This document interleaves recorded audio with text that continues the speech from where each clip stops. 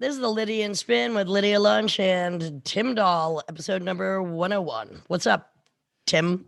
Well, I'm just kind of doing my thing, trying to plan for the rest of the year. Now, it's less uncertain than it was this time last year. There's still some uncertainty. My diction's terrible today. I don't know what's going on. I'm not even hungover or any of that. But it's Well, the bad. problem is maybe you need a drink to loosen your tongue. I don't know. I don't know. Well, Anyhow, things are not that certain, but they seem to be coming together. Yes, they are. And well, California's wide open, and Simon Slater, our producer, will be out there soon, rattling cages and poking bears.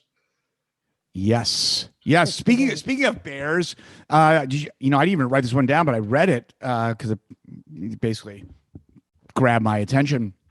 Do you hear about this dead black cub bear found in a parking lot in Staten Island? And basically everyone's like, well, there are no bears in fucking Staten Island, but there's a dead cub. So they're investigating that one. I think some Staten Island hick must have gone upstate and like hit the thing. And he's like, oh, I'll throw it in my car or something. Well, I didn't think there were any. I didn't think there were any bears in my neighborhood, but half a year ago there was a report of one seen half a mile away. So who knows where these? How about the story I sent you? In Brooklyn. And a wild tiger. Haven't found that one yet. Well, what about the story I sent you today about? All right, I live between the graveyard and the park. It's true. A family of ducks, that is a mom and a bunch of chicks, walk into a bagel store in Park Slope. Then somebody just decides, follow the bagel crumbs, let them to the park. No idea. That's a cool story. It's kind of adorable. Isn't there like a children's book about like ducks and breadcrumbs? I never read any children's books. All right, speaking about adult children. Oh, I think I know what the story is going to go. I don't think you do. Oh, maybe I don't. Okay, all right. I don't assume. All right. The very richest Americans could be hit with bills for billions of dollars under plans being developed for a wealth tax by Democrat Tom Suozzi. It sounds kind of sexy. Sure. Who would see, for instance, the Amazon founder, Jeff Bezos, face paying almost $10 billion, which he probably wouldn't miss. Now, Suozzi, who sits on the tax writing House Ways and Means Committee, is drafting what he calls a patriot tax. And it would impose a one-time tax. I mean, this is still too lenient, of 2.5% on wealth above $50 million. Like any one person needs that freaking much money, and a 5% surcharge above $100 million. Now, there's suddenly, I don't know why, a lot of pressure to develop new ways. And if you remember, Elizabeth Warren had that 2% tax nobody was happy with. Give me a freaking break. Yeah, I know. Because it's been in the news lately. ProPolitico, I think, bounced this one out, that these billionaires are just often not paying anything. And if they are, they're paying less than the average American in federal taxes. Now, I like this concept, and I'm just going to rattle off a few numbers. So Jeff Bezos, he would pay $9.74 billion. Elon Musk, $7.69 billion. Bill Gates, $6.34 billion. Mark Zuckerberg, $6.50 billion. Now, just those numbers alone are probably more than many small countries make. It's not going to pass. You have Manchin, and that's his name, in West Virginia. It's not going to pass. I don't even think there should be a debate. I think that they should just go in and take the frickin' money. There shouldn't be, but the Senate and Congress are bought and sold 100%, all millionaires, and it's just not going to happen. I mean, the biggest surge of general upper mobility in American history was in the 1950s under Eisenhower, a Republican, but Reagan came in and was like, no. We actually just want an apartheid state, essentially, where it's going to, like between poor and a few people in these little ivory towers. And that's where it is. And our choice. Since this is not a democracy, as it has never been, that's just the lie we like to put out there. I think there are just some things that should not be even up for debate because, first of all, I just think it's outrageous and vulgar. So, look, not that I want to put a vulgarity tax on anything unless it's for billionaires profiting off the back of people they won't even pay a decent wage to. I'm not even going to go in and mention the Walton, etc. Anyway, yes, they're mentally ill, and everyone's like pretending you have the mentally ill sociopath at the dinner table, and everyone's like, "Hey, everything's normal. Okay, enjoy your dinner." You know, the Majestic Theater in Ventura and in California. Well, what's her name? This woman, her wallet was returned after 46 years of missing. They're doing a renovation, and they found the thing. And it was like a time capsule. I think she was seeing Jaws at the time, and and she's like, "Where is it?" And blah blah blah. And of course, she was like, "Yeah, I lost it forever." But they contacted her because social media, they had all of her IDs, and they just kind of put it out there, and they got in touch with her pretty quickly. And they were so nice. She had a check that she never cashed in for $200, and they said, "Whoa, that's a lot of money now." Well, they go, with inflation, it's about $1,000. So they also gave her $1,000 check. Nice. So yeah, so not all people are greedy and cruel and assholes. We know that movie theaters are opening up, and the problem in New York, though, unless you're on a bicycle or you want to walk there, is this report. Not that I trust most things they say, but I have to give this one a shout out. The New York Post reports that in May this year saw 132 isolated incidents of soiled train car interiors, up from 118 last year in May. Oh boy. All right. And it also includes 27 reports of trains covered in poop. Oh, here we go again. 26 trains with vomit, 21 soaked in urine, and 6 cars with blood. Don't even ask. One train had needles scattered across the floor, while another had an apparent bed bug. Oh, one other bed bug infestation. Which, by the way, there was quite a bed bug infestation in theaters in New York much before the COVID. Oh, yes. I remember Simon and I go to the theater.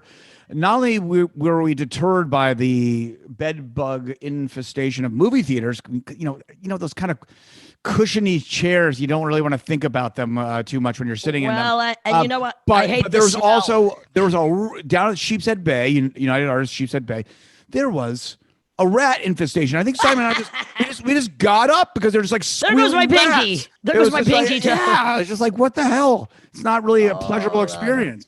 Well, workers recorded a total of 1,090 soiled cars in the New York City subway system through June 14th of this year, and that's pretty terrifying. Yeah. And, bed bugs. I mean, look, we've all seen the videos of rats on the subway crawling up people's legs. We all know the pizza rat, whatever. And by the way, what about the mouse in the Whole Foods meat department? Oh, I didn't know about that story. Well, I never shot there anyway. Let me stop you. You're not Whole Foods. You mean Amazon, but keep on going. No. yeah, Amazon. I mean, that's Whole Foods meat department, right? A mouse chomping on some veal. Oh boy. Well, that just goes to show you. Doesn't justify those high prices, in my opinion. I mean, look, they're so expensive that no wonder, because the mice are eating the veal. First of all, why are you selling veal?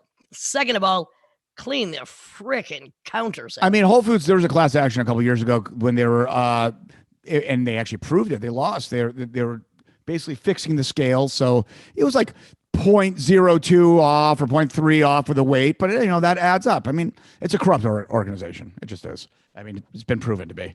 All right, so like most organizations. Yes, it's true, but it is. I mean, sometimes they have to be called out. I'm always for the community. That would be the commune art farm. Tim, coming soon. There's not going to be a choice. Go ahead. Well, so Stephen Duncan, an off-duty flight attendant, went a little bonks the other day on a Delta flight, and he decided to try to open the safety hatch door or escape exit door, whatever that thing's called, mid-flight. And then businessman Rashawn Williams tackled him and held him down. The pilot got on the loudspeaker and said, "All strong males come to the front. we have a problem with a passenger. So, and why didn't he could have also announced all dick cracking chicks come to the front. Yeah, I don't think he wasn't thinking in politically correct terms on that at that point. It was on the spot. But I mean, now it's even off-duty airline attendants. I mean, this is my theory. This is my theory. Now, we know airline attendants, particularly the guys, they like to kind of globe trot and get a little wild and frisky on the nights off. And I think maybe Stephen Duncan might have been on a drug binge that way. It doesn't make sense that he would. Either that or he forgot to take his meds. Now, I mean, the problem is now travel is opening up, but things are getting so ridiculous. And I have two stories back to back, and one is just how they're both absurd in either direction. So a U.S. man is facing a decade behind bars after he punched and spat on a man in a fight about face masks. I mean, really, please. I mean, this is just ridiculous. So Shane Michael was 42 from Iowa, was in an eyewear shop, and another customer instructed him, probably asked him nicely to put his mask on properly. Right. And he was, Michael was allegedly wearing his covering pulled down slightly so that his nose, what an idiot. Well, I mean, I wonder if he wears a condom on just half his dick as well. So that his nose was exposed. Okay. And the other man, Mark Dining, wasn't impressed. So a fight ensued, and Dining eventually gave up and walked out into the store's parking lot. But Mr. Shane Michael followed him outside and soon began assaulting him. Now, they fell to the ground, and Mr. Michael jabbed him in the eye. So Dining responded by biting the aggressor's arm, and then Michael kneed him in the groin several times before lowering his mask, coughing, and spitting on him. Now, and obviously, the idiot has to follow it up with, if I have COVID, you have it. No, so, genius. Okay, right. Another genius. Exactly. And exactly. And the thing is, could go down for 10 freaking years. Yeah. Because, I mean, okay, now that everything about that's stupid. Everything about that's just so dumb. It is an extreme sentence, but this is even worse. All right. What would you prefer?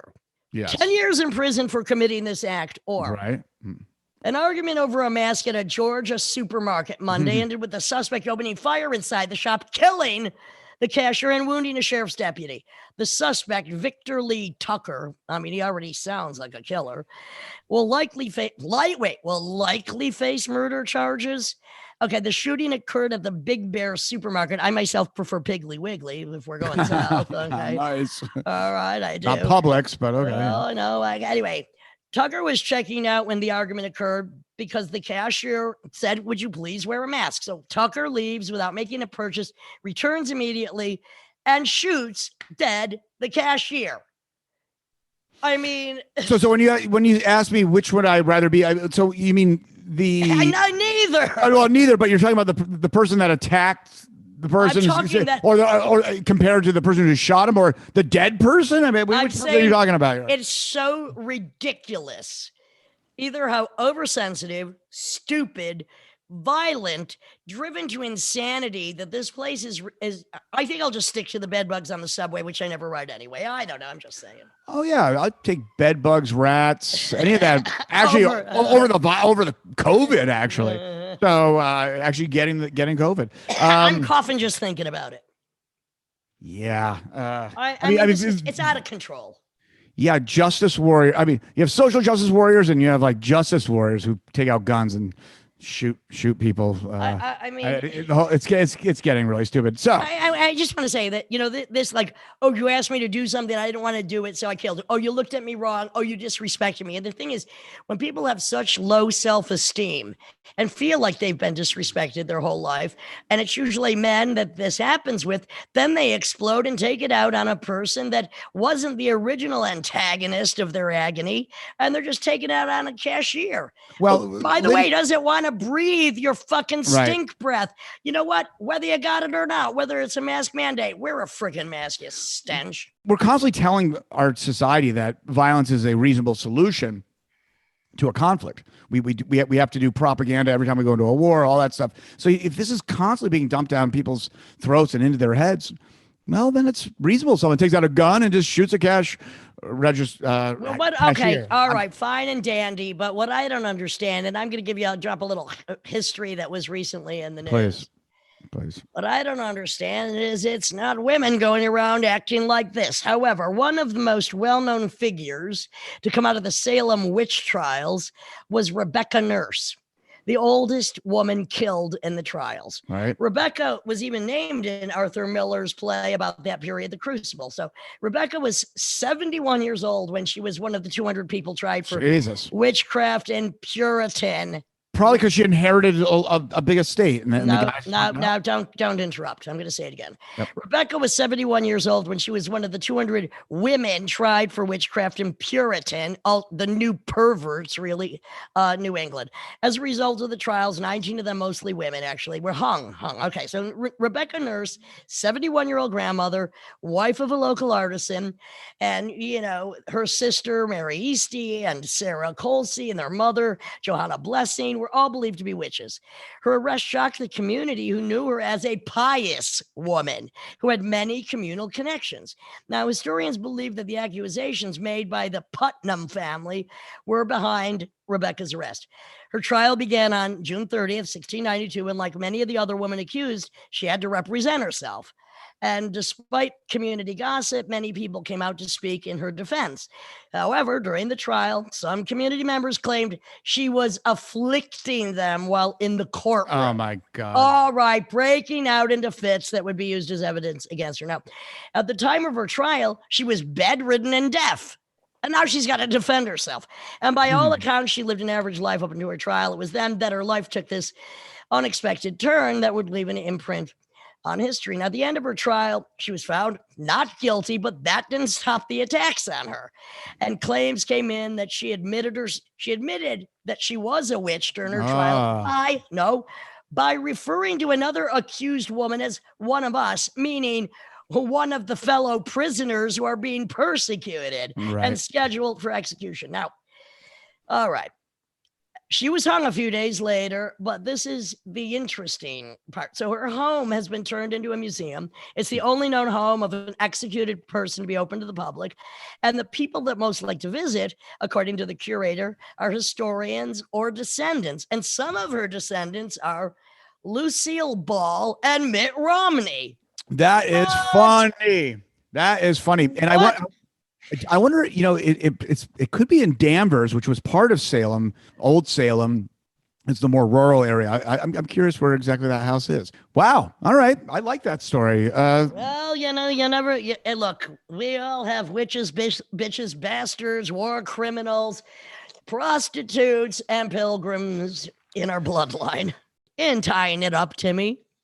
Well, sure. There's one. Alex Rissinger from University of Florida Institute of Food and Agriculture did a study, and basically he simulated the amount of exposure crayfish or crawfish are, the amount of exposure they have to antidepressants in the water and the creeks that they live in and all that stuff, which is, that's a solid amount. We have all types of shit in our drinking water and runoff water. And it turns out they act much more boldly when they're on antidepressants. They are a little more shy, but their anxiety kind of goes down a little bit, and they're hanging around for food a little bit longer, trying to snatch something. So it's in everything. I wish my friends that were on antidepressants would hang around a little bit longer and try to snatch something. That's all I'm saying. Now, that is funny.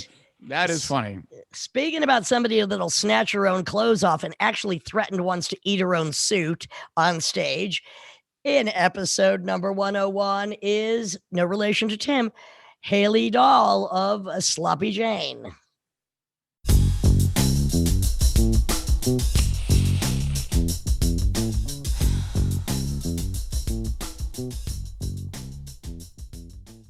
This is the Lydian Spin with Lydia Lunch, Tim Dahl, and not related, but Haley Dahl of Sloppy Jane. Hi, Haley. Hey, Lydia. Hey, Tim. How you doing? Good. You're out in LA now? Yeah, I'm in Los Angeles now. I've kind of gone back and forth between LA and New York forever, just like everyone. Did you get out during the peak of the pandemic disaster in New York in the beginning? Is that when you left, or were you in LA when that started going down like a year ago, March? I actually, when the pandemic happened, I was supposed to move to LA in June. And so, but I was like, I lived in an actual storage closet in New York when the pandemic hit. And I was like, I can't, like, I cannot be locked down in this room. And so I actually stayed in Wisconsin, like with my friends who live in like rural Wisconsin. For Where in rural Wisconsin? What I know Wisconsin. Ed Gein territory. Yeah, totally Ed Gein. Yes. I stayed in Viroqua, which is like a secret cool town. In You know, like it's Center, like it's like granola. It's kind of granola vibes. So okay. There's like a health food store and stuff, and it was cool. I mean, it was just nice, like because it was so spacious, and there was like no one anywhere, and there was like no COVID there. Also, Haley, honey, anything's more spacious than a storage closet. Yeah. Have you like steric fields? I don't know. It was nice. Opposites, sometimes we need them. Have you often been a nomad? I mean, you said you know back and forth between LA and New York, but I love like rural stuff. I do the record that I am kind of preparing to release. I made in a cave, and I do a lot of like traveling to go to like caves and weird ghost towns, and like I do a lot of like work in weird remote places. I think it's a little bit better for my process than working in cities. But what was your latest cave experience? Where was that? My latest cave experience was there's this tunnel that actually is in Los Angeles that I like to work in called Devil's Gate, and it's very freaky. And I went, but it has like a really, really long, crazy reverb, and I took an impulse response recording there with some friends to make a reverb plugin out of it. Fantastic. You know, you spoke about ghost towns. I lived in Barcelona for 8 years, and I went to a lot of ghost towns and did video recording. But one of the interesting things, speaking about sound experiments, is there's this incredible artist, Jakob Kiergergaard, and he goes to like Chernobyl, Oman, wherever there's weird sound acoustics, and he records what we can't hear and then sends it back out and then re-records in loops and loops. And so we went to this place I'm obsessed with. It's like the biggest Civil War still in existence, destroyed town called Belchite, and made basically these sound recordings that you don't hear until after you've looped them and played them back. I understand the idea. That's cool. Is it like frequencies we can't hear, like below 40 hertz and like way up there, like what dogs hear? And so when it starts collapsing on itself and creating like a feedback, that's why we can ultimately hear it, something like that? Exactly. He also did sound experiments where, depending on the amount of hair in your ears, things sounded different. Oh yeah. So depending on how big the cave is, it sounds different. It sounds different. So I was reading about that record that you recorded in a cave. It was in West Virginia, correct? Yeah. Lost World Caverns in West Virginia. Do you go spelunking? I mean, do you ever go really deep into those caves, like crawling on your stomach and squeezing between tight spaces and the whole thing? That's what she does on stage. She does that on stage. She's exactly what she does on stage. A performance of spelunking.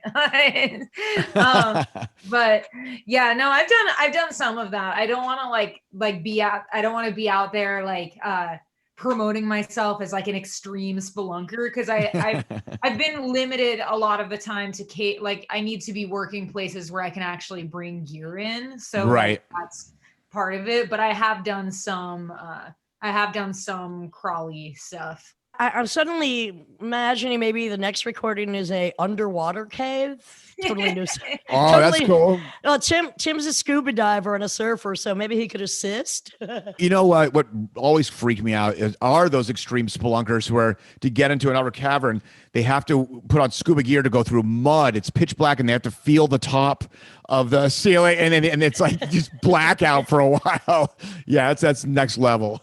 Yeah, cave diving, like underwater caving, is so freaky. I mean, so many people oh, totally. So many people die doing it because you can't make any mistakes. Like I've gotten to know like a lot of like lifetime, like really hardcore, like one of my favorite things about the project is like all of the weird people that I've met from doing it. Like, Sure. I've gotten really like, I know so many, like I'm friends with a lot of people in like the caving community Nice. now, which like I never was before, obviously. But your performance is kind of like the existential avant-garde cave woman coming alive and spelunking on stage.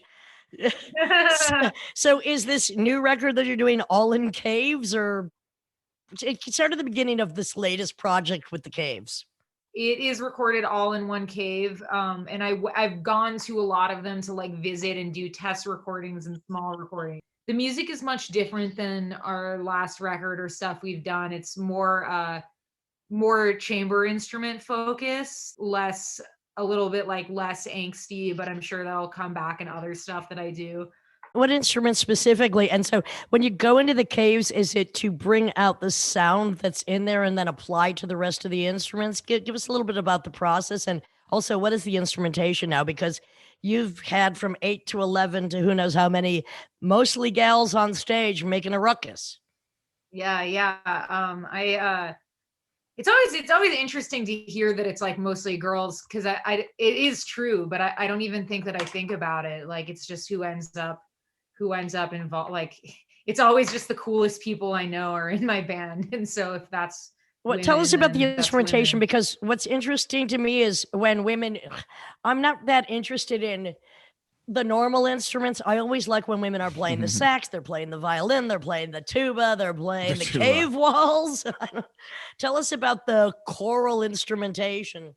We've got a pretty good gender mix, but it was like I think like 25 musicians total played on the record. Wow. It was a piano that we dragged into the cave with our own hands. No shit. Really? Yeah, piano. What a pain in the ass. That's impressive.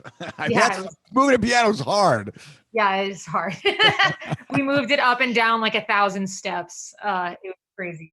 It's almost like building the pyramid of sound. Yeah. I just had an idea. Maybe you can get Nick Cave to produce the next one. You know what? Terrible. All right, Tim, that's a really bad joke. And besides that, he doesn't give a shit about anyone but himself. Nice. So, just saying. Nice. I'm interested in the instrumentation. Piano and cave. What else is going on there, Haley?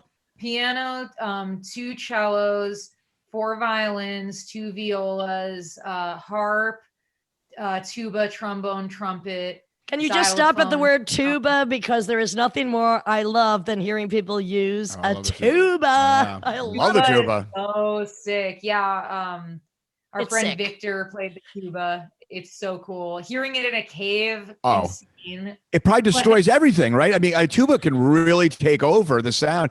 Yeah, when I used to play like in orchestras, and we'd play Beethoven's Ninth, and the end is like for the double bass. It's like a really technical part, and you're going nuts. But then you can't really hear it because the tuba comes in just at the end, like rah, rah, rah, rah, and just destroys everything. The tuba is like the fattest man in an orchestra, even if he's not, even if it's a skinny gal, it's the fattest person of sound. Yeah. Did you get any permission? Did you just like, I found a cave, I'm going in, permission or not? No, there is permission. The owner of the cave, his name is Steve Silverberg. Wait a second, the owner of the cave. Yeah. You've done your research. Yeah. No, he owns it. Well, it's a tourist. The one we worked in was a tourist attraction. So you can go to it. You can buy tickets, walk around in it. And the guy who owns it, his name is Steve. He lives in a house like on top of the gift shop. And he was just like, he let us use it. And he's the coolest guy ever. Oh. So now, is this record coming out soon? Is it like, is it just that cave you did most of the recording and now you're talking about a tunnel in LA? What's going on here? You're just collecting cave sounds as the ultimate cave woman warrior of alt rock. Yeah, hell yeah. We're hoping we're in like hyper business mode right now. So I think that the record's coming out in the fall, but like announcements coming soon vibe. Right. And then we're kind of like what I'm doing, which is kind of like as just another way to have more stuff, because I'm so addicted to like this process, and also I just want to have more stuff to release. Something that I'm doing now is going to like caves either that I've worked in or ones that I haven't worked in, and I'm taking impulse responses, to create convolution reverb plugins, and I'm going to release a line of custom Nice. from places that I've been. Did you ever stir up bats? I mean, like the sound, did you get any like, yes, I would imagine.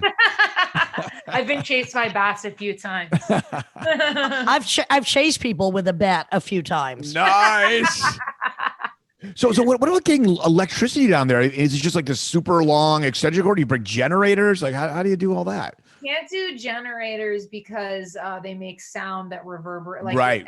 Of course. Sensitive. So we do.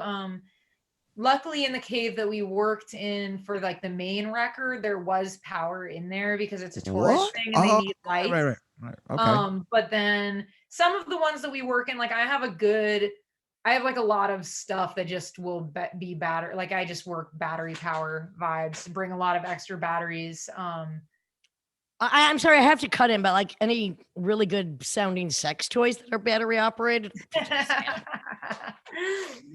We can talk about that. We can talk about that later if you want to, but it might not be a bad idea. Battery operated vibrators in a cave, part 2. Just saying. Sounds like getting an infection.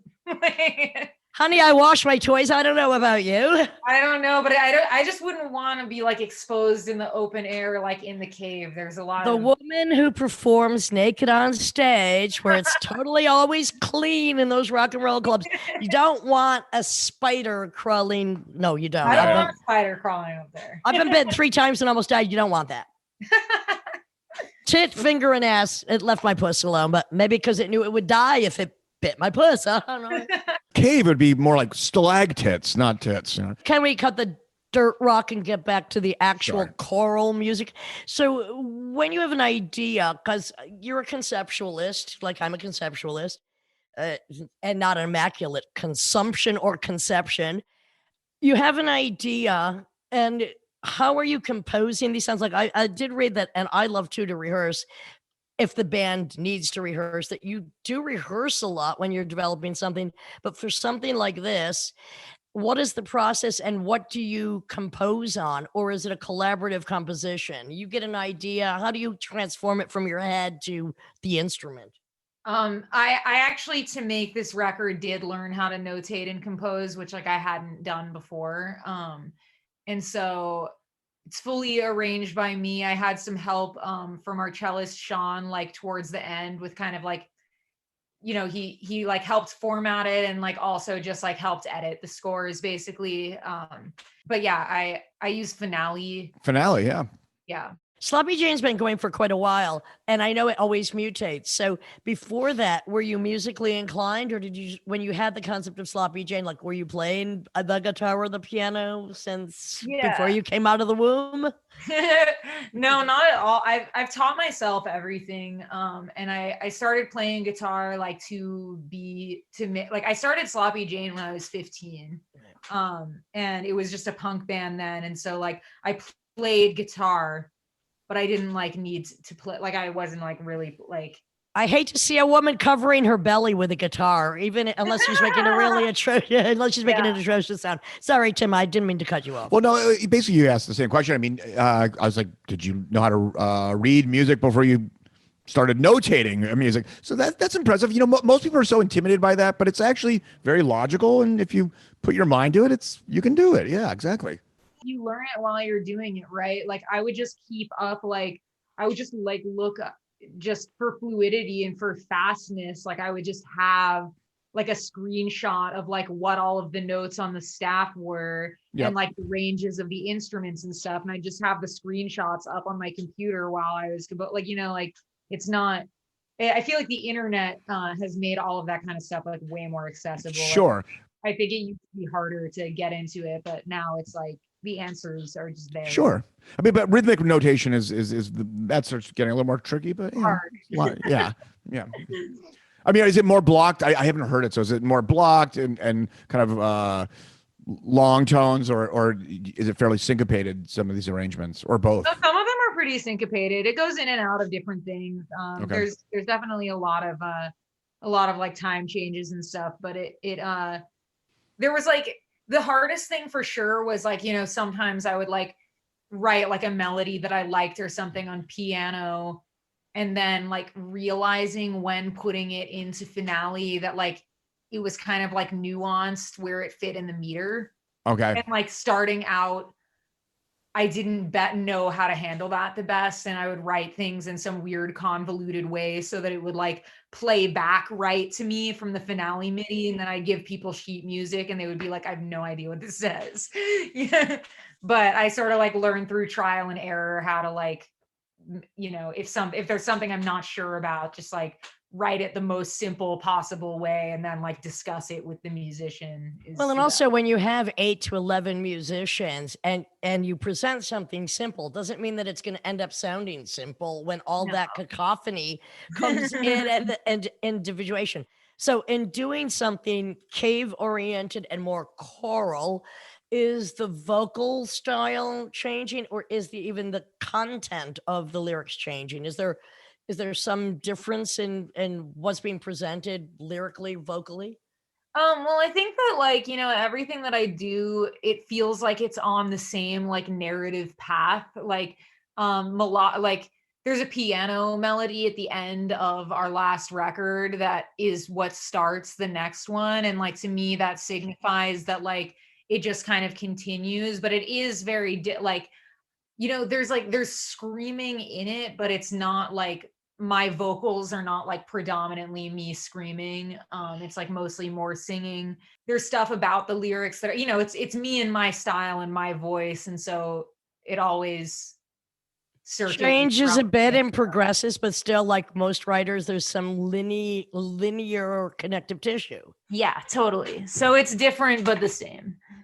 Honey, I do understand. I do understand. Of course. Go ahead, Tim. So how much touring has Sloppy Jane done, and or have you ever brought large ensembles on the road, like a lot of musicians, and how do you manage and deal with that? We have toured the large band like a pretty decent amount. I think that like we had just gotten an actual booking agent like right when the pandemic hit, so I think we would have toured more. But we've toured kind of a normal amount for the last couple of years. And in the States, mostly. Yeah, in the States. We haven't gone to Europe yet, but well, honey, it's really hard to bring 11 people to freaking Europe. Let's face facts. You got to know who's there, and maybe, you know what I'm saying? I think that we'll probably, if we go to Europe, I think we probably go with a small lineup and then like play with people out there. If you want. That's what you have to do. Exactly. But here, I bought a very, she's dead now, rest in peace. But I bought like an airport shuttle bus that was like really fucked up.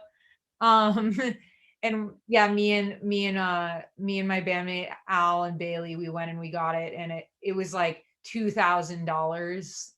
Okay. And like how many miles were on it? I don't remember. But how many miles did you get out of it before it died? Kind of a lot, actually. Well, I mean, like it only truly served us for like a year, but it was a lot. That's great. It was a lot of we got a lot out of it. Like we went on multiple tours, like all of the cave trips and all the cave stuff, but it was just falling apart on the outside. Like it was one of those things where it was just like pieces were just like flying off of it. It was so many weirdo cults. I've had a bus. I've never heard of any having a shuttle, but then again, there you go. Yeah, well, that was what we did. That's how I toured the giant band, is we just had that.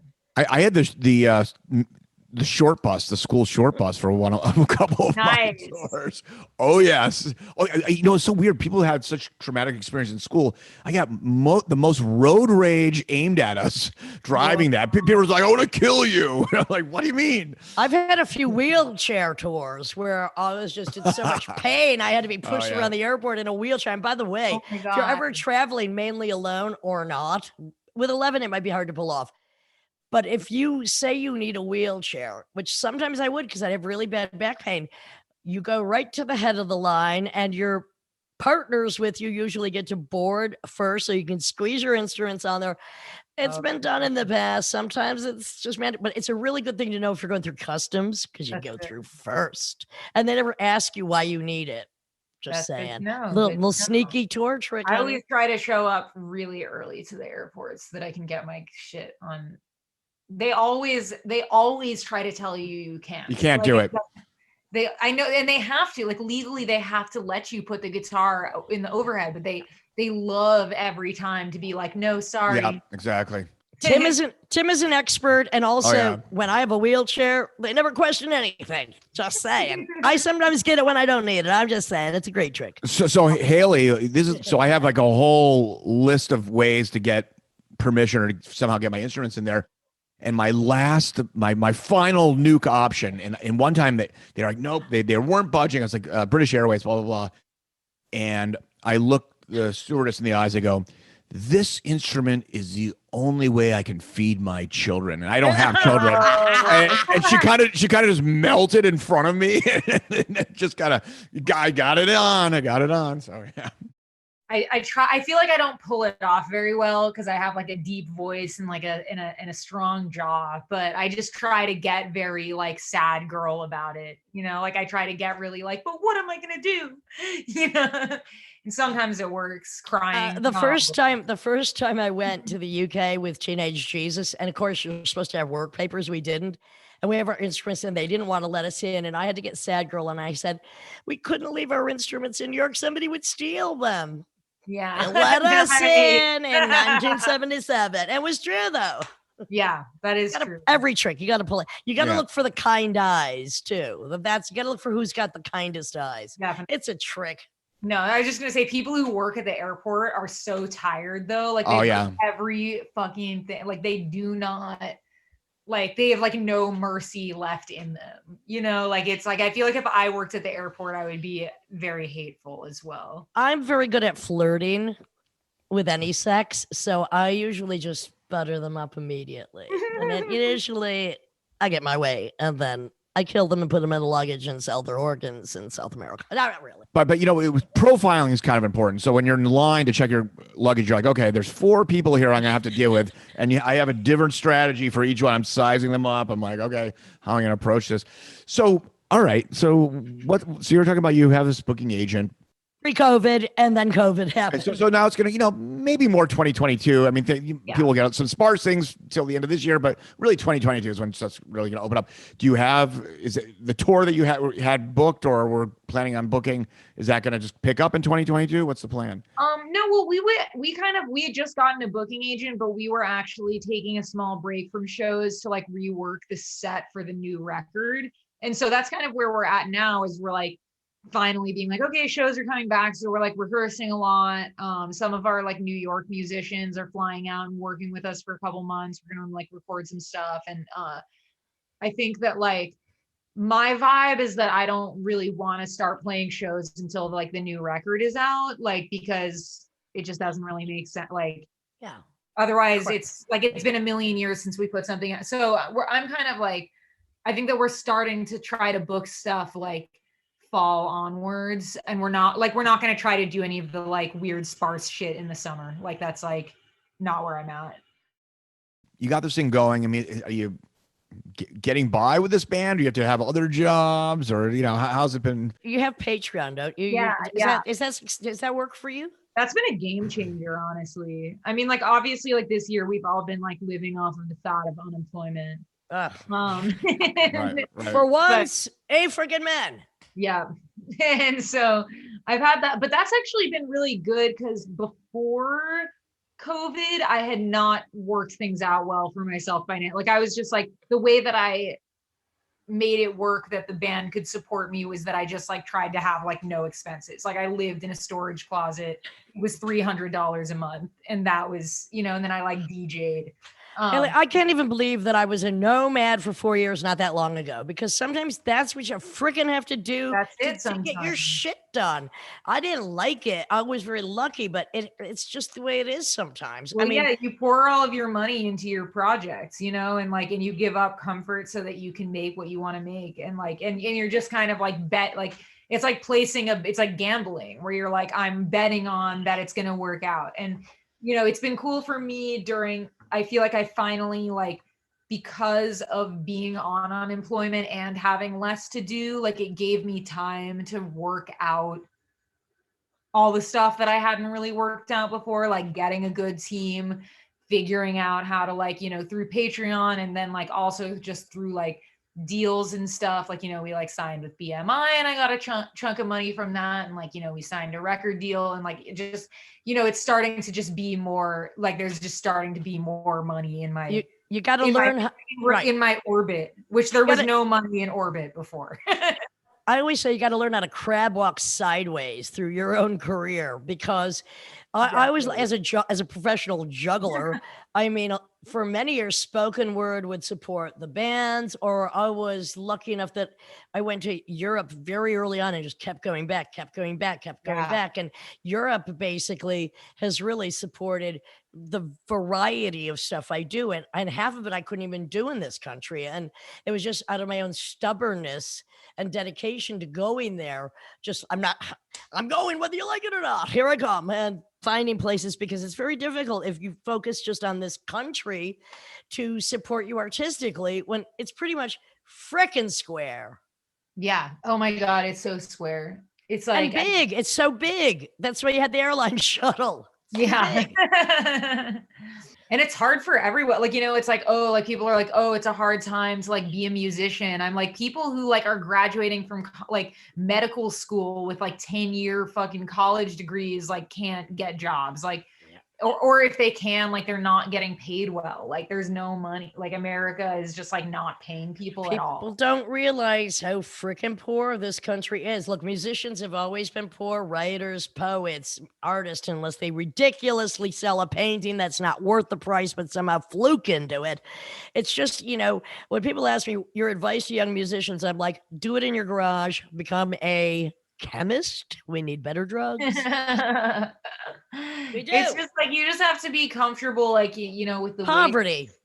Poverty, yeah. But it's like, but the thing is like, and my argument for it is that I'm just like, well, I could do anything else and still be poor.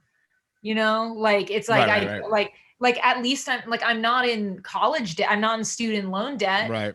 And a lot of people who like, I know that went on to like have real jobs from college, like are in student loan debt, like, it's just like, it's an impossible math problem, like money in America right now. I'm like, okay, like, well, I've been broke and like, I'll keep being, I'll keep having money problems, but at least I'm doing what I want. Well, and also the issue is this, art, music, literature, painting.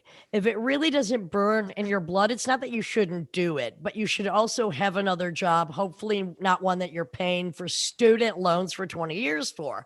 But if art, music, literature, painting burns in your blood, you're going to find a way to do it, because most of the people we respected or that came many decades, if not centuries before us, were frickin' poor.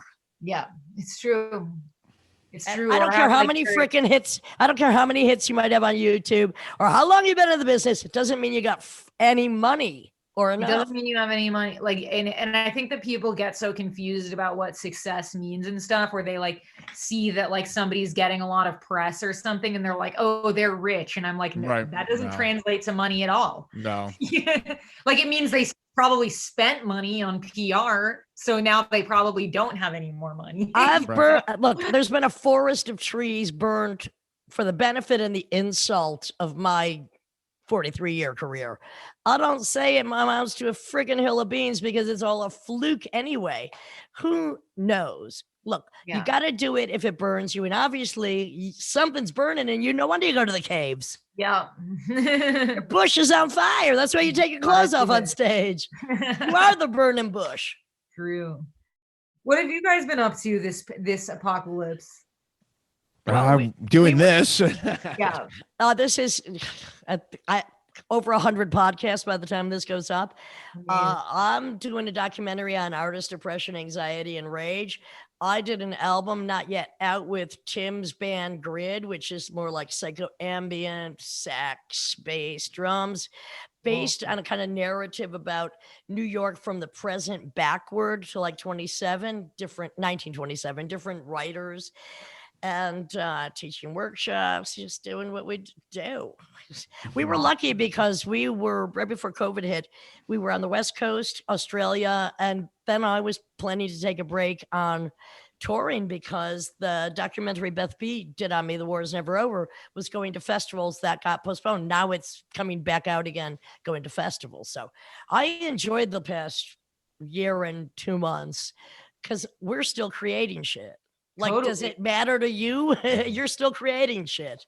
Yeah, well, I mean, like, and that's kind of, I feel like, I mean, I miss performing, obviously. It's like my favorite part of what I do, but there's so many aspects to making stuff. And it's like, it's been cool to like have more time to like practice piano or what I started taking like vocal lessons, which like I've never done and stuff like that. And like, just getting more into like the craftiness of it all. Also, no matter how much the world gets shut down, like caves are just still there. Like I can go and do that work. Like By the way, I love the piano, and Tim Dahl likes the piano too. I love it. And what's weird is I was just looking up like this neighborhood, kind of like Zillow or My Street, but about neighborhoods. And I found like 4 free pianos yesterday.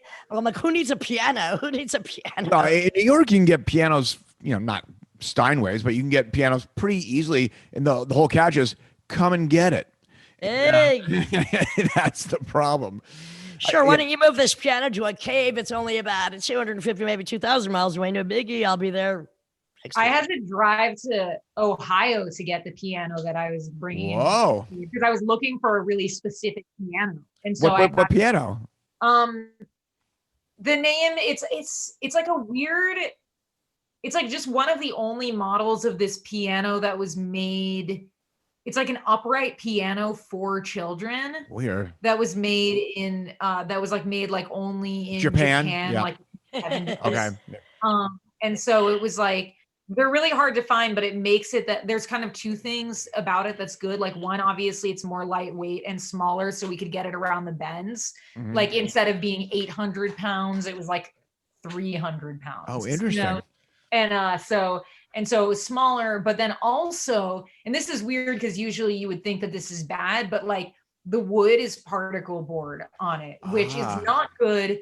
Which is not good if you are doing literally anything else. But for being in a cave, the humidity would potentially warp higher quality wood, but would not warp particle board. So it stayed in tune better because it was made of particle board. I assume it wasn't 88 keys, right? It was probably a shorter scale, or yeah, it was shorter scale. Yeah. So now in LA, are you staying with your friends? Are you at your parents' house? Do you have parents that are helpful? Were they artists, or do you ignore them? My parents are artists. I live alone though. I have a place. Nice. Which I like. Yeah, this is like the most real place that I've lived. Which is nice. But yeah, both my parents live in Los Angeles though. I stayed with my mom for like a few months when I first got back, and I regressed into feeling like a horrible teenager, and then I left. I think COVID is kind of like what it used to be a horrible teenager, because you were just waiting for something to happen, and it's kind of like COVID is. LA is weird. I lived there twice, and especially you go between LA and New York a lot. I mean, there's no 2 places more different. I mean, LA has a lot of positives, but it is also to some degree soulless, or should we just say centerless. There's nature of friendships is really weird there, but there's a lot of great people. The architect is great. The weather is fantastic. What do you love? What do you hate about it? I think that it's just like you go back and forth because they're so the opposite, and because they're kind of the 2 main hubs where like doing art stuff thrives, quote unquote, in America. I think I see a future for myself not living in a big city for sure, but I think that like at least for the next couple of years I'll still be bouncing in between. Los Angeles I feel like is good for if you want to live like a very kind of curated existence. In LA, like you really don't ever have to see a single person ever if you don't want to. And then you're, like you said, the nature of friendships is weird. Like you have to be very intentional in doing activities where it's like, you're like, I'm going out for my little walk and I have to drive. And that's been good, here in the apocalypse. It's been nice. Like being in New York just seemed really hectic and freaky. I always really liked how living in New York, like you're kind of never alone and like always surrounded by people. But I don't know if like this is something that like you're aware of because it was like on social media and stuff, but I got attacked at knife point like a year and a half ago in New York. And then I just needed, I don't think it's a forever thing, but I needed a little break. It's so horrible. And I'm so sorry to hear that. And what's horrible is it's just getting a bit worse. Like the violence is really escalating, random attacks, knife attacks. I always recommend to every woman, like, I don't care what form of self-defense you might know, do not carry mace, carry a screech alarm. They're really cheap. No one will ever come after you again. For instance, if you mace them and it goes back on you, no. A screech alarm or there's this new thing with women screaming loudly in men's faces if they're following them or bugging them. But then there are just random attacks where there's nothing you can frickin' do. There's a maniac with a knife. Yeah, well, it was like what happened to me, which like, screaming is my vibe usually is, and it kind of fucked me up. And it was just like this guy, it was all of a sudden, like I was walking home late at night, like from a meeting, but whatever, who cares? Anyway, I was walking home and, just like all of a sudden there was somebody who was just kind of on me and was like, give me your stuff. And I was like, no, because I had my laptop and stuff. And he was like, don't scream or I'll stab you. And so of course I start screaming and then he stabs me. He actually stabbed you. Yeah, I had to get like 50 stitches in my face, 50. my hand, and my shoulder. I got like really slashed up. Yeah. Oh my Which, by God. the way, face is looking great, honey. Nothing wrong with a Thank little you. lady Yeah. face, but that's just it's Dr. insanity. Hoffman, the plastic exactly. surgeon. But I mean, this is what's happening. I mean, there's like screwdriver attacks. There's people being pushed on the subway. I mean, because of gun control. That was what the cops said to me. they were like stabbings are way up since there's been more gun control. And I mean, look, New York, I've had a gun everywhere I've lived except New York because you're not supposed to really have guns here. And by the way, you're not going to walk around with them, even in places I've lived that had the John Wayne law. It's ridiculous. In your house, be safe. But there are just some things you really are not prepared because there's maniacs. Screech alarm, please. Just $3. Just invest. And the thing about LA is the violence there, you never expect it coming anywhere. It's so random there. It could be like pulling up to an In-N-Out burger and getting a bullet in your left thigh for no reason, and you didn't know where it came from. I think the people in LA are crazy. Like there's like I feel like the baseline of crazy is like higher in like everyone in New York is a little bit crazy. And then in Los Angeles, some people are very sane, but the crazy people are crazier. Like, it's very isolating here. It's isolating and weird, and you're in your weird you have like your pocket of your worlds that encourages your crazy, and like people just really lose it here. Well, also, there's not really been, I don't think, since the Long Island murders or Son of Sam, New York is not known for serial killers. Los Angeles certainly is. There are currently, I think, 4 or 5 uncaught serial killers in New York. Excuse me, aren't they called cops? Well, one of them might be the prostitutes they're killing. Someone's killing prostitutes and dumping the corpses off in like Gilgo Beach, like Long Island, and they think it's a cop because he knows all the. That's old news. Yeah, that's been going on. I mean, but they never caught the guy. They never caught the guy because he's a freaking cop. They don't even catch a cop when they have the body cam of them killing someone. Jesus, what's wrong with this society? But so how's LA? My friends are out there. I mean, there's like the tent city thing is kind of growing, and like solely Venice Beach is just completely, if you want to talk about crazy. I mean, there are always eccentrics there, but like now it's like really insane. Yeah, what's happening there? What's going on? I mean, are they going to have it under control? I mean, I don't think so anytime soon. I don't know. I mean, like I kind of, like I said, like my main thing with Los Angeles is that I tend to just, ever since I got back here, like, I mean, I've just pretty much been by myself. I don't like go anywhere. I just work. But I think that, I mean, what worries me is like, I mean, there's so much displacement of like unhoused people in a really upsetting way. Like, there was like a lot of there was like really like an unhoused like kind of camp at Echo Park Lake for a long time where there was like really, there was a lot of like community support of it also. Like there was a lot of help being given by people. It didn't seem like it was something that bothered anyone in like the Echo Park community, since that's like mostly artists and people. And but then like, you know, the government they got displaced, and it's just like, yeah, it's horrifying. And the next step from that is so many people that do have jobs and are still living in their car. Yeah. On the West Coast, which is what's weird is, you know, the subway, we don't see how many homeless people there are. We don't see it the way that Skid Row has it, Echo Park had it, now Venice Beach has it. I don't know where they are, where they put them. I don't know what it is. The thing is, the homelessness situation in this country is so vast, and it's like the incarceration problem.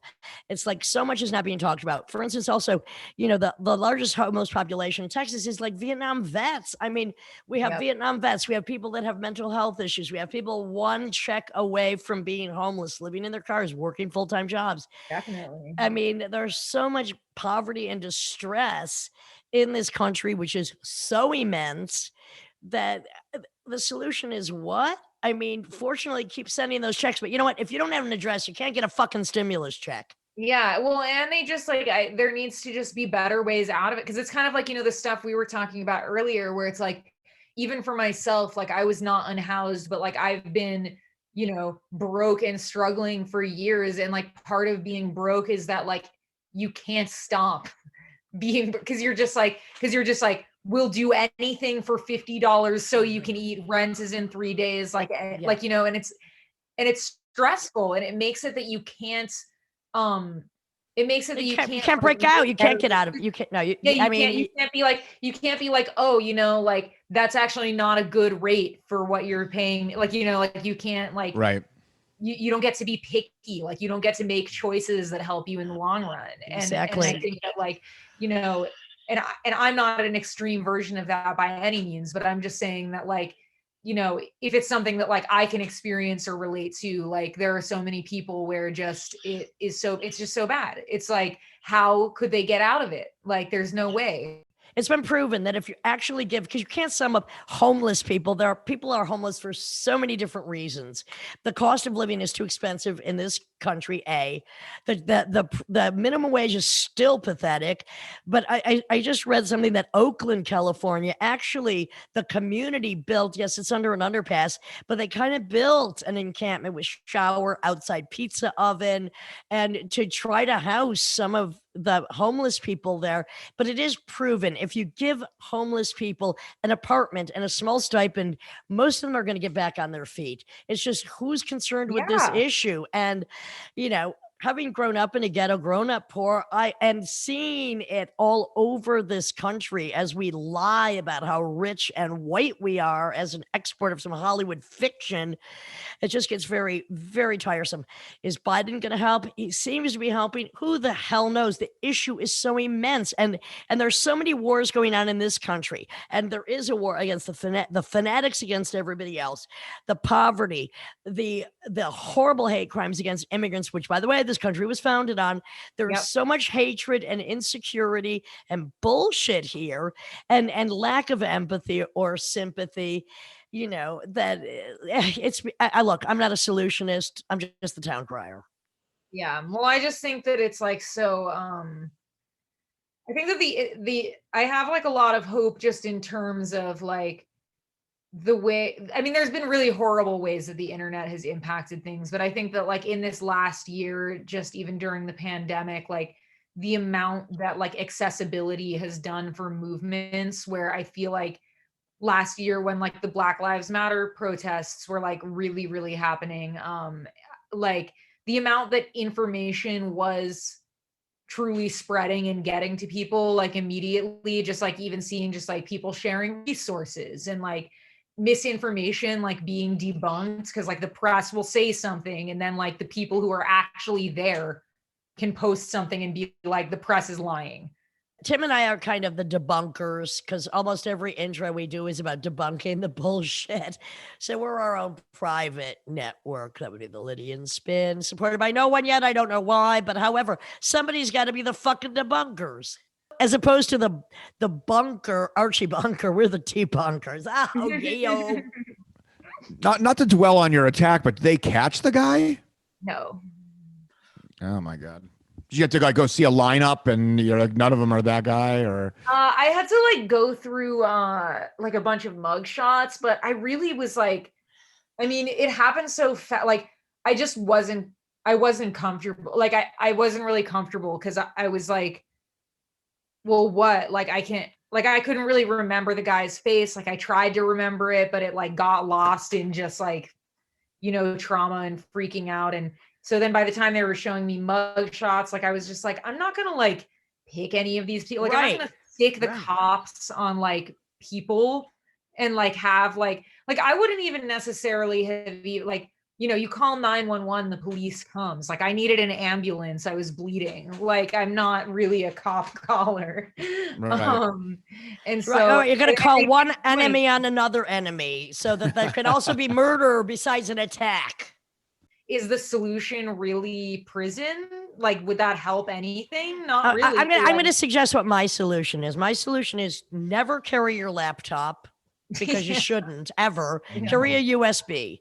Do not ever talk on your phone on the street ever. I know that not everybody can afford an Uber. And what's great is like now there are neighborhood watches where people will actually pick you up from the subway and walk you home. Get a screech alarm, scream, kick. The most delicate part on most men's body is their shins. I never wore Doc Martens, but I do wear boots. I mean, but the thing is, really have to be hyper vigilant right now. And people are so used to also, they're so hypnotized and zombified by their cell phones. And this to me is just, you're setting yourself up day or night. You might be hit by a car, wake up, get off the fucking phone. Do not carry a laptop, get the screech alarm. That's all we can do because we can't solve the bigger situation. I think you should just live your fucking life. Like most of the time, nothing happens and you shouldn't worry about it. I don't think you should even worry about it. Like, I think that like, there's things you can do to protect yourself, but like, you can get hurt by somebody, like you can get hurt at a bar on a regular day. You can go to a movie theater and some freak with a gun shows up. Like, and it's like, especially as women, like I feel like you're just told like that all these things you can't do because maybe a man will hurt you. And like, well, what you could do is pull out a screech alarm, kick him in the fucking nuts, scream in their fucking face. But I kicked and screamed, and that was why I got stabbed. It's just kind of like, like just you don't know. There's no knowing. Just live your life. Like I don't wish that there was anything I had done differently. Like I walked home alone for years and I loved walking home at night and I loved the empty city and walking around and I loved walking around and having late night phone calls. And I learned a lot, I thought a lot and I don't regret it. And I think that and I just think that it's like, I just don't wish that I had been in an Uber. Exactly. Well, because you know what? They can also like why live in New York? Why live in New York if you're not going to walk home? Exactly. But I'm just remembering like when the Yorkshire Ripper had hit in the UK, women were in the streets by the thousands going, men should have, what is it called? Curfews, not women. And I mean, the thing is this, you can be, as you said, you could be attacked. Most women are attacked in their own homes by somebody they know. It's random. Poverty exists. People are desperate. Shit is going to happen. Just be aware. I mean, I'm not telling anybody to not do anything. I'm just saying you have to be hyper aware. That's not restricting anything. Actually, it's just expanding somebody's vision and get those friggin' screech alarms. Because trust me, somebody hears that, they're going deaf. Oh, wait, did you hear about this 11-year-old girl who some guy jumped out of a freaking van? She's waiting at the school bus stop. I saw that. I saw the video. She was playing with this like slime stuff. Yeah. And the guy runs out with a knife. The girl puts him on the ground and slimes him because something she saw on Law and Order Special Victims Unit. The police caught him because he had blue slime on his arm. 11 years old. Good girl. Go. She's playing with that slime you buy in the vending thing outside the grocery store. She was like playing with that at the bus stop. It's so funny. I mean, I don't know. Slime them. They're slimy, slime them. I don't know what else to say. I mean, if I could ejaculate in their face, I'd have to charge them. I don't know. Just saying. I don't know. I just like when I look at the stuff that I've done in like the life, like it's like I've gotten like I've on projects like have gotten like I like my car is broken down in the middle of the mountains, and like me and my other female friend have like had to just like hitchhike to a phone that works. Like, you know, like I've almost fallen off of cliffs, like trying to do shit. Like I've walked home at night a million times. Like, it's just like I don't know, if I die, I die. Like I want to live forever. Like I want to be the first person to ever live forever. I love being alive. This is one of the reasons that, for the most part, has saved you and will continue to save you. And that's because even after the attack, you don't have fear. And that's most attacks are based on whether they can trip you into fear, which they then control by their aggression. So even after your attack, almost 50 stitches, you're not having fear. So if you have to hitchhike through the frickin' mountains, nobody wants to do it. Fear, it just doesn't stop me. You know, like I deal with PTSD from being attacked. Like I deal with panic and panic management. But I think that like my goal is not to never be attacked again. My goal is to not live free. My goal is to once again not care whether or not I'm attacked again. Like, you know, like I do understand. I want to just walk down the street and not think about it. Well, your goal is to fucking be free. Yeah. Is to live free. Well, all the best to you, sister. And by the way, a throat punch never hurt anybody until it fucking killed them. Just saying, it only takes one blow to most people's. Haley, just like that. That's we'll have a lesson when I see you next. Don't worry about it. Ain't that difficult. That'll work too. Just give them your stuff. You know, that's kind of my takeaway is I'm like, just give them your stuff.